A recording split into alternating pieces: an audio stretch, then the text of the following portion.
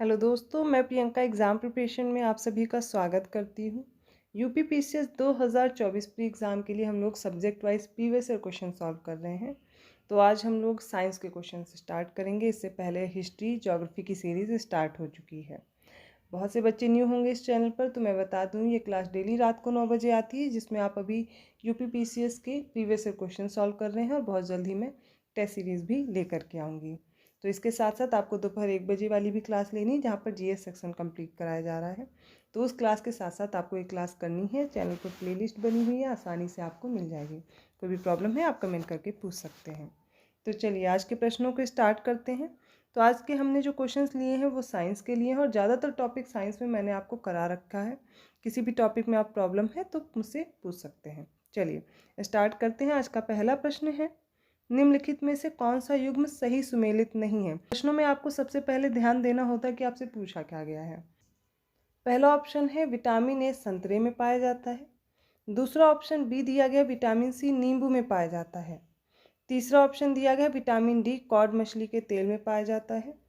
या फिर option D दिया गया है विटामिन B6 धान के चोकर में। यहाँ पर ये मछली का तेल होगा। ठीक है, तो इसमें पूछा गया है पाया जाता है, बताना है कौन सा ऑप्शन करेक्ट नहीं है और वही सही उत्तर होगा। इसका राइट आंसर हो जाएगा ऑप्शन ए। विटामिन ए हरी पत्तेदार सब्जियों में पाया जाता है, ना कि संतरा में। तो संतरा और नींबू एक ही फैमिली से आते हैं, आप आसानी से आंसर ढूंढ सकते थे। विटामिन ए रेटिनॉल, ठीक है, रेटिना के लिए इम्पॉर्टेंट है, अर्थात आपकी आँख के लिए इम्पॉर्टेंट है। अगला प्रश्न देखते हैं, सामान्य दृष्टि के लिए निम्नलिखित में से कौन सा विटामिन आवश्यक होता है। ए है फॉलिकम, बी है राइबोफ्लेविन, सी है नियासिन और डी है रेटिनॉल। अभी मैंने इसका उत्तर बताया है और ऑप्शन डी करेक्ट हो जाएगा, रेटिनॉल। देखिए, आप में से बहुत से बच्चे मुझे कमेंट करते हैं कि मैम ऑप्शन मत पढ़ा करिए, बट मैं आपको बताना चाहूँगी कि देखिए वन लाइनर फैक्ट हम लोग यहाँ पे नहीं कंप्लीट कर रहे हैं। क्वेश्चन पूछने के बाद आप उसके ऑप्शन भी देखिए, कैसे आपको ऑप्शन दिए जा रहे हैं। उन ऑप्शन को देख कर के आप एलिमिनेट करने की टेक्निक सीख पाएंगे। उसके साथ साथ ऑप्शन से आपको समझ में आएगा आपको उत्तर आ रहा है कि नहीं आ रहा है। डायरेक्ट आंसर मैं बता सकती हूँ, आसानी से बता के आगे बढ़ जाऊँगी। यहाँ पर मैं सिर्फ आंसर नहीं बता रही हूँ, आपको कोशिश कर रही हूँ कि आप क्वेश्चन भी हल करना सीख लें। तो सारे ऑप्शन भी देखते चलिए, इंपॉर्टेंट है। मेरी क्लास बहुत लंबी भी नहीं है कि आपकी 1-2 घंटे या 4 घंटे की क्लास है जो आप नहीं कर पा रहे। छोटे छोटे स्टेप हैं, बहुत कम समय में आपके ज़्यादा से ज़्यादा क्वेश्चन कराने की कोशिश करती हूँ, ना बीच में कोई बातचीत ना कुछ। जो इम्पॉर्टेंट है आपके एग्ज़ाम के लिए सिर्फ उतना कंटेंट। तो आप लोग कोशिश कीजिए कि उन ऑप्शन को भी ध्यान से देखिए और आपको आ रहा है या नहीं आ रहा है। कोशिश किया कीजिए क्या स्कोर रहा आपको, आप कमेंट किया कीजिए कि आपका क्या स्कोर आ रहा है। तो इससे आप और भी अच्छे से इम्प्रूवमेंट आप अपने पेपर में ला पाएंगे। चलिए अगले प्रश्नों पे बढ़ते हैं। थर्ड क्वेश्चन है, बॉटुलिज्म क्या है। ऑप्शन ए है भोज्य पदार्थों से होने वाला संक्रमण है, या फिर ऑप्शन बी दिया गया भोज्य पदार्थों से होने वाला विषैलापन है। अब दोनों में देखिए क्या खास डिफरेंस दिया गया है, उससे समझना है। सी है जल जनित संक्रमण और डी है जल जनित विषैलापन।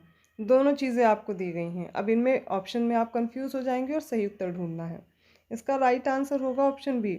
भोज्य पदार्थ से होने वाला जो विषैलापन है वो बॉटुलिज्म कहलाता है। फोर्थ क्वेश्चन है, विद्युत विभव के संदर्भ में निम्नलिखित कथनों में से कौन से कथन सही हैं। पहला स्टेटमेंट है या एक अदिश राशि है, दूसरा स्टेटमेंट है या एक सदिश राशि है। अब दोनों में से कोई एक ही स्टेटमेंट सही हो सकता है, तो सी और डी तो कतई नहीं है। इसका राइट होगा ऑप्शन ए। पहला स्टेटमेंट सही दिया गया है, वैद्युत विभव एक अदिश राशि है। ऑप्शन ए राइट है। अगला प्रश्न है, नीचे दो कथन दिए गए हैं जिनमें से एक अभिकथन है, दूसरा उसका कारण दिया गया है। बताना है इनमें से कौन से ऑप्शन करेक्ट होंगे। तो स्टेटमेंट दिया गया पहला जो कथन है, मानव शरीर अपने लिए आवश्यक सभी विटामिनों का संश्लेषण कर लेता है। इसका कारण दिया गया क्योंकि शरीर के उचित विकास के लिए विटामिन अनिवार्य होते हैं। इसका बताना है कौन सा उत्तर सही होगा। इसका ऑप्शन डी राइट होगा। पहला जो स्टेटमेंट है वो गलत दिया गया क्योंकि इसमें दिया गया मानव शरीर अपने लिए सभी आवश्यक विटामिनों का संश्लेषण कर लेता है, सभी का नहीं करता है। तभी तो अभी मैंने आपको विटामिन ए में बताया था हरी पत्तेदार सब्जियां लेना है। विटामिन सी के लिए संतरे या खट्टे फल लिए जाते हैं। तो अदर सोर्सेज आपको बाहर से लेने पड़ते हैं। ठीक है, कुछ विटामिन हैं जो आपके बॉडी में खुद ही सिंथेसाइज होते हैं, आपके बैक्टीरिया उनमें हेल्प करते हैं, जैसे कि विटामिन डी हो गया। तो ये सब आपकी बॉडी में खुद ही सिंथेसाइज हो जाते हैं, लेकिन सारे नहीं होते। तो पहला स्टेटमेंट तो इनकरेक्ट हो गया। दूसरा, शरीर के उचित विकास के लिए विटामिन अनिवार्य होते हैं, ये कारण सही दिया गया, इसलिए ऑप्शन बी राइट हो जाएगा। 6th क्वेश्चन है, रक्त में निम्नलिखित में से किसकी उपस्थिति के कारण ब्लू बेबी सिंड्रोम होता है? ऑप्शन ए है हीमोग्लोबिन, ऑप्शन बी है मेटा हीमोग्लोबिन, ऑप्शन सी है लेड और ऑप्शन डी है नाइट्रेट। इसका राइट आंसर होगा option D nitrate. 7th question है, निम्नलिखित में से किस कुल के पौधे से टापा कपड़ा बनाया जाता है? ठीक है, पहला ऑप्शन है एस्क्लेपिएसी, बी है मोरेसी, सी है ग्रामिनी और डी है मालवेसी। इसका राइट आंसर हो जाएगा ऑप्शन बी मोरेसी से। 8th क्वेश्चन है, लौंग निम्नलिखित में से किसका निरूपण है? ए है अंतस्थ कली का, बी है सहायक कली का, सी है फूल कली का और डी है वनस्पति कली का। इसका राइट आंसर हो जाएगा ऑप्शन सी फूल कली का। देखिए, साइंस में जो भी क्वेश्चन कर रहे हैं ये आपके लिए बहुत इंपॉर्टेंट है, इनको जैसे भी आप पढ़ रहे हैं इनको याद कर डालना है, क्योंकि साइंस में ज़्यादातर क्वेश्चन रिपीट हो जाते हैं। इसलिए साइंस के क्वेश्चन को आपको जो प्रीवियस ईयर क्वेश्चन उनको बहुत अच्छे से प्रिपेयर करते रहना है। 9th क्वेश्चन है, निम्नलिखित में से कौन सा रोग मच्छर वाहित नहीं है? ए है डेंगू ज्वर, बी है फाइलेरियासिस, सी है निद्रा रोग और डी है मलेरिया। इसका राइट आंसर है ऑप्शन सी निद्रा रोग, जो कि प्रोटोजोवन डिजीज़ है। बाकी डेंगू ज्वर, फाइलेरियासिस, मलेरिया, इन सबसे मच्छर द्वारा जो वाहित होते हैं कॉजिंग एजेंट, उनके द्वारा होता है। 10वां क्वेश्चन है, रक्त में शर्करा का स्तर सामान्यतः प्रदर्शित किया जाता है?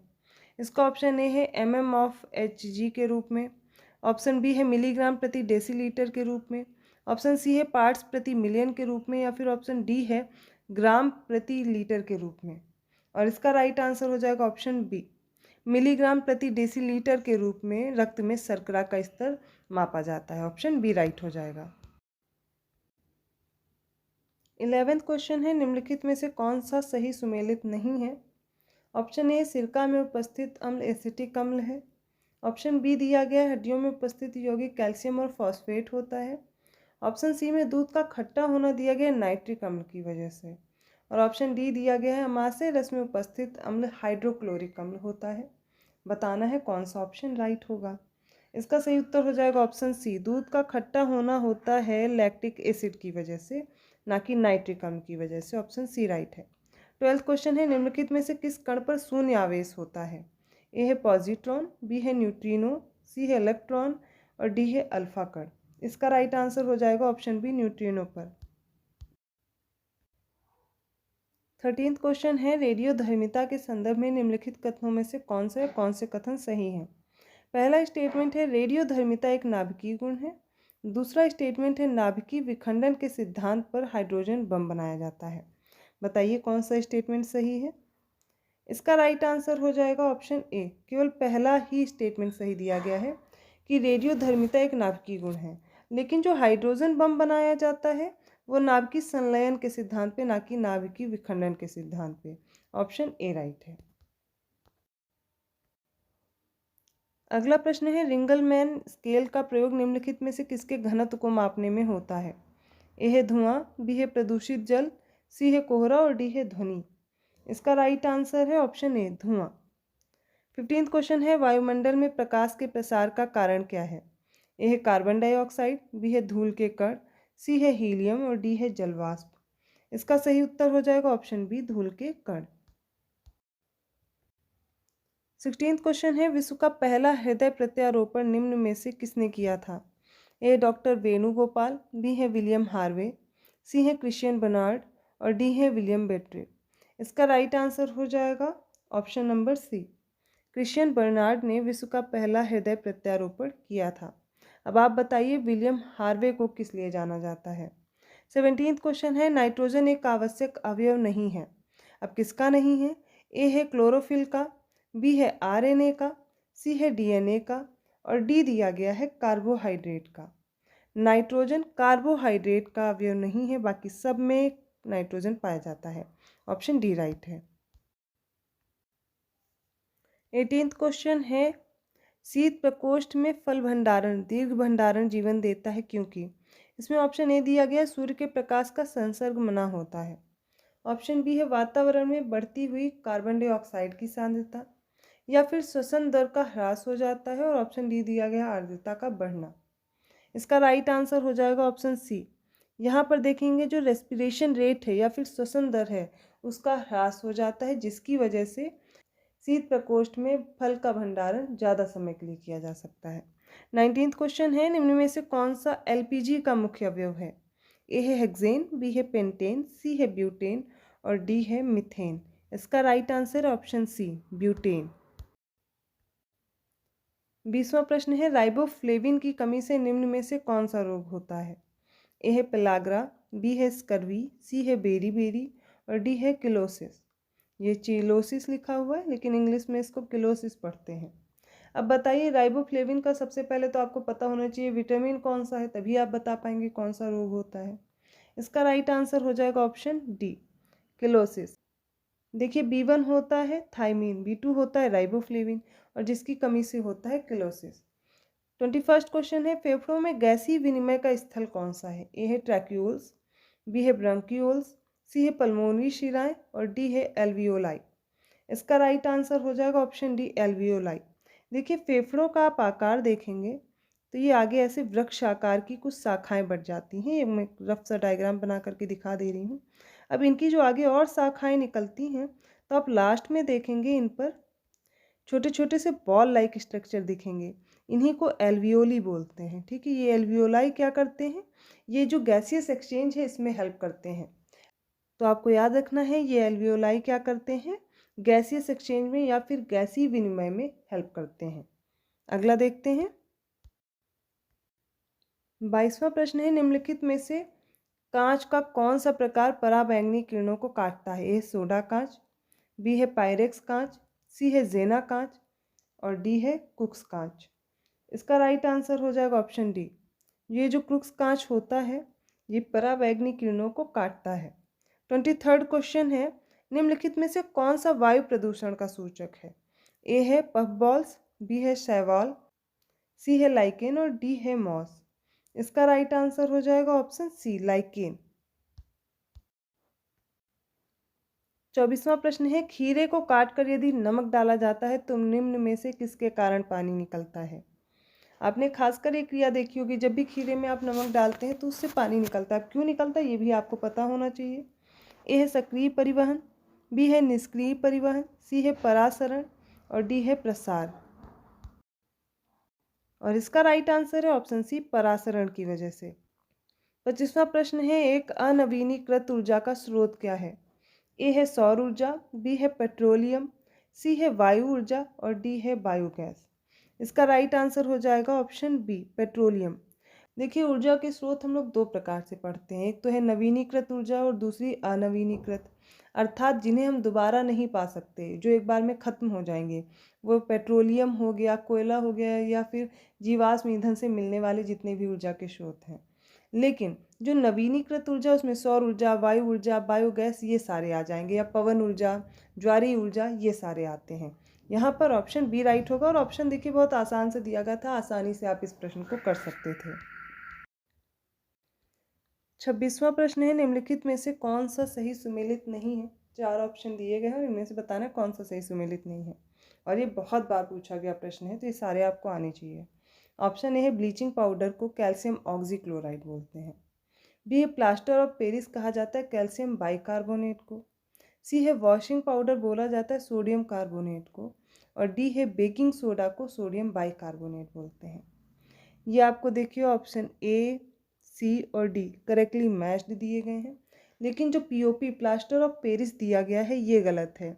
ये बोलते हैं कैल्शियम सल्फेट हेमीहाइड्रेट को। तो ऑप्शन आपका बी राइट हो जाएगा। 27वां क्वेश्चन देखिए, कौन सा सही सुमेलित नहीं है? एक तरफ पशु है, दूसरी तरफ उसकी नस्ल दी गई है। गाय की देवनी दी गई है, बकरी की बर्बरी, सी है भैंस की भदावरी और डी है भेड़ की गिर दी गई है। यहाँ पर देखिए क्वेश्चन में करा चुकी हूँ आपको ये पहले। तो भेड़ की जो नस्ल दी गई गिर, ये गलत दी गई, गिर है गाय की। ऑप्शन डी राइट होगा। 28वां प्रश्न है, निम्नलिखित में से कौन सा जैव डीजल पौधा है? ए है जेट्रोफा, बी है जावा घास, सी है रोसा घास और डी है गुगुल। इसका राइट आंसर हो जाएगा ऑप्शन ए, जेट्रोफा का प्रयोग जैव डीजल बनाने में भी किया जाता है।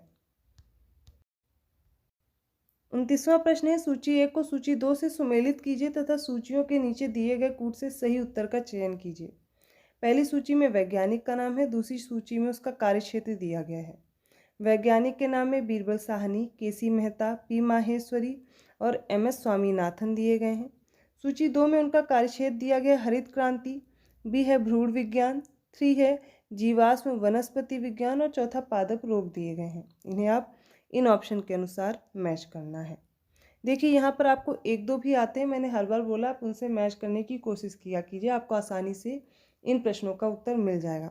जैसे कि एम.एस. स्वामीनाथन के बारे में सभी को पता होगा कि ये हरित क्रांति से जुड़े हुए थे।